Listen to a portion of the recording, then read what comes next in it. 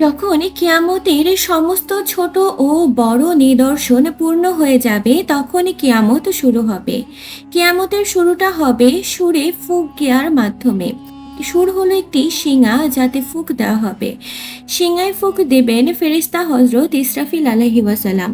হযরত ইসরাফিল আলাইহি ওয়াসাল্লাম যখন থেকে সৃষ্টি হয়েছেন তখন থেকে মহান আল্লাহ তাআলার হুকুমে সুর মুখে নিয়ে রেখেছেন। যেদিন মহান আল্লাহ তাআলার পক্ষ থেকে শিঙায় ফুঁক দেওয়ার হুকুম হবে সেদিন প্রতিটি প্রাণী মৃত্যুর স্বাদ গ্রহণ করবে। তা পাখি হোক, জন্তু জানোয়ার হোক, জীব হোক, ফেরেশতা হোক কিংবা মানুষ হোক। এমনকি আকাশ ফেটে গিয়ে গলিত তামার মতো লাল হয়ে যাবে। সূর্য ও চাঁদ দুটাই নিস্তব্ধ হয়ে একত্রিত হয়ে যাবে। তারাগুলো নিভে ছড়িয়ে পড়বে চারিদিকে। পৃথিবী মহান আল্লাহ তাআলার ভয়ে প্রচণ্ডভাবে কাঁপতে শুরু করবে। পাহাড় এমনভাবে চূর্ণ বিচূর্ণ হবে যা তা ছড়িয়ে পড়া ধুলোর মতো হয়ে যাবে।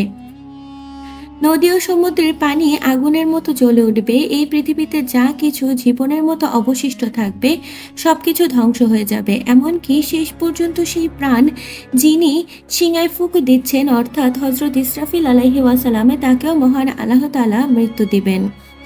আর সেদিন শুধুমাত্র একমাত্র মহান আল্লাহ তাআলার সত্তা অবশিষ্ট থাকবে। তো প্রিয় বন্ধুরা, কিয়ামতের এই পর্বে আমরা জানব কিয়ামতের দিন হাসরের ময়দানে কি হবে, গুনাহগার উম্মতদের সাথে জান্নাত ও জাহান্নামে কি কি ঘটবে। আপনাদের কাছে আমার অনুরোধ, ভিডিওটি পুরোপুরি দেখুন। আর হ্যাঁ, একটি লাইক দিয়ে শেয়ার করে আপনার বন্ধু ও পরিবারের সদস্যদের দেখান। এরপর যখন মহান আল্লাহ তাআলা ইচ্ছা হবে তখন তিনি আবার হযরত ইসরাফিল আলাইহি ওয়াসাল্লামকে জাগিয়ে তুলবেন।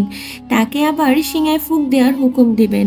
তিনি তখন শিঙায় ফুঁক দিবেন এবং হযরত আদম আলাইহি ওয়াসাল্লাম থেকে শুরু করে কিয়ামত পর্যন্ত যত প্রাণী এসেছিলেন সবাইকে পুনরায় জাগিয়ে তোলা হবে।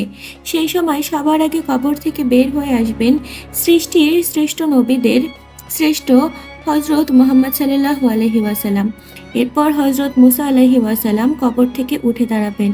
তারপর বাকি মানুষও তাদের কবর থেকে বের হতে শুরু করবে। সবাই হাসরের ময়দানে নিয়ে আসা হবে।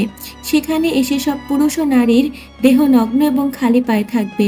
কিন্তু ভয় ও আতঙ্কের কারণে কেউ কারো দিকে তাকাবে না।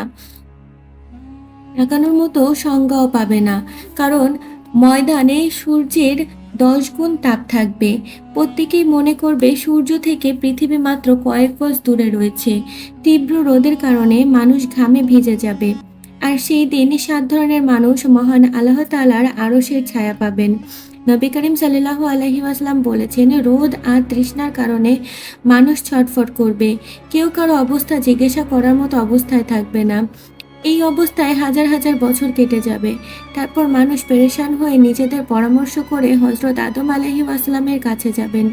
বলবে, হে আমাদের পিতা, আমাদের পক্ষে এগিয়ে যান এবং মহান আল্লাহ তাআলার কাছে আরজ করুন যে, হে মহান আল্লাহ তাআলা, এই কঠিন অবস্থা সহ্য করা আমাদের পক্ষে কঠিন।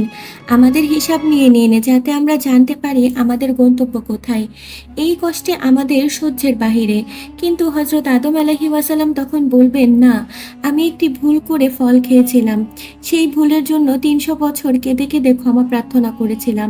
হাদিসে এসেছে, সমস্ত মানুষের কান্নার আংশিক অংশের তুলনায় হযরত আদম আলাইহিস সালামের 300 বছরের কান্নার পরিমাণ ছিল 9 ভাগ। এত কান্নার পর মহান আল্লাহ তাআলা তওবা কবুল করেছিলেন। এরপর তিনি বাইতুল্লাহ শরীফ নির্মাণ করেন এবং 30 বার হজ করেন পায়ে হেঁটে। কিন্তু কিয়ামতের দিন তিনি তবুও বলবেন, না, আমি মহান আল্লাহ তাআলার সামনে যেতে লজ্জা বোধ করছি। চিন্তা করুন, হযরত আদম আলাইহিস সালামের তওবা কবুল হয়ে গেছে, তবুও তিনি এমন বলছেন। আমরা যদি আমাদের গুনাহ নিয়ে তওবা না করে মারা যাই তাহলে কিয়ামতের দিন মহান আল্লাহ তাআলার সামনে দাঁড়ানো আমাদের জন্য কতটা কঠিন হবে।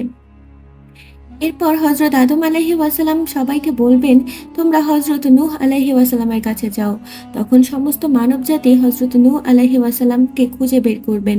যখন তাকে পাওয়া যাবে তখন মানুষ তার কাছে গিয়ে আরজ করবে, হে দ্বিতীয় আদম, আমাদের জন্য মহান আল্লাহ তাআলার কাছে সুপারিশ করুন এবং তার কাছে পেশ করুন। কিন্তু হযরত নূহ আলাইহিস সালাম বলবেন, আমি আমার ছেলের জন্য দোয়া করেছিলাম। আর মহান আল্লাহ তাআলা বলেছিলেন যে, নূহ এমন দোয়া করো না, আমি সেই হুকুমের ভয়ে ভীত। আমি কেন দোয়া করেছিলাম তা ভেবে আমি তখনই মহান আল্লাহ তাআলার কাছে ক্ষমা চেয়েছিলাম। তাই আমি আল্লাহর সামনে পেশ হব না। হযরত নূহ আলাইহিস সালাম নাম ছিল আব্দুল গফফার। সেই দোয়া করার পর তিনি এত কাঁদলেন যে তার নাম হয়ে গেল নূহ, অর্থাৎ কান্নাকারী। এত কান্নার পরও কিয়ামতের দিন মহান আল্লাহ তাআলার সামনে যেতে তিনি ভয় পাবেন। তাহলে আমাদের কথা চিন্তা করুন, যারা গুনাহের জন্য কাঁদি না বরং গুনাহ করে খুশি হই, অন্যদের কাছে তা প্রকাশ করি, কিয়ামতের দিন কিভাবে মহান আল্লাহ তাআলার সামনে আপনারা দাঁড়াবেন।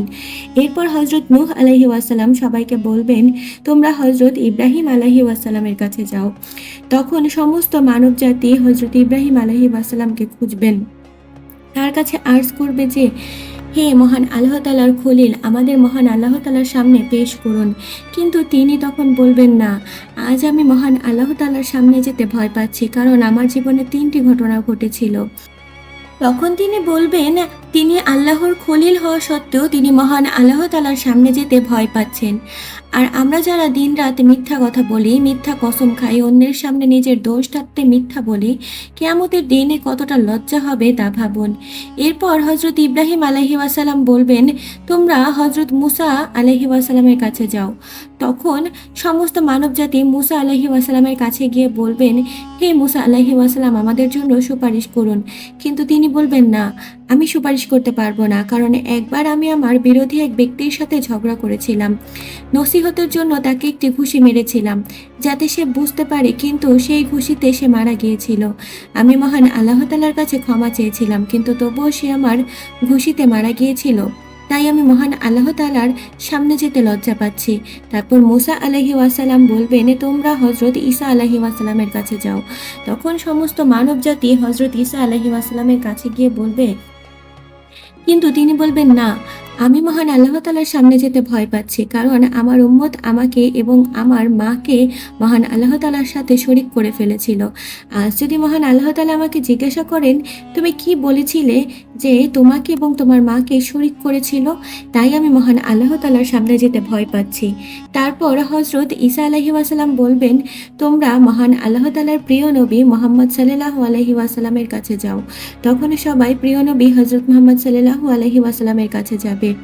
সেই সময় মহান আল্লাহ তাআলা নবীদের জন্য মেম্বার তৈরি করবেন। সব নবী তাদের নিজ নিজ মেম্বারে বসবেন। নবী মুহাম্মদ সাল্লাল্লাহু আলাইহি ওয়াসাল্লামের জন্য মেম্বার তৈরি করা হবে, কিন্তু তিনি মেম্বারে বসবেন না, কারণ তার মনে হবে যদি সে এই মেম্বারে বসে তাহলে এটি জান্নাতে চলে যেতে পারে, আর তার গুনাহগার উম্মত পিছনে থেকে যাবে। তখন মহান আল্লাহ তাআলা জিজ্ঞাসা করবেন, হে আমার প্রিয় নবী, তুমি মিম্বারে বসছো না কেন? তিনি বলবেন, হে মহান আল্লাহ তাআলা, আমার উম্মতের গুনাহগারদের বিষয়ে এখনো কোনো ফয়সালা হয়নি, আমি কিভাবে মিম্বারে বসি? তখন মহান আল্লাহ তাআলা তার উপর একটি বিশেষ তাল্লাচি প্রকাশ করবেন। নবী মুহাম্মদ সাল্লাল্লাহু আলাইহি ওয়াসাল্লাম বলেছেন, সেই তাল্লাচির জন্য মহান আল্লাহ তাআলা তাকে মাকামে মাহমুদ দান করবেন। আমি সেখানে গিয়ে একটি সিজদা করব এবং সিজদায় মহান আল্লাহ তাআলার এমন প্রশংসা করব যা আগে কেউ করেননি এবং পরেও কেউ করবে না।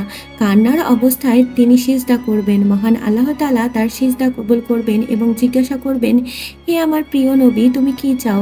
তখন তিনি বলবেন, হে মহান আল্লাহ তাআলা, আমার বান্দাদের হিসাব নিয়ে নাও। মহান আল্লাহ তাআলা বলবেন, ঠিক আছে, তোমাদের হিসাবের জন্য পেশ করা হলো।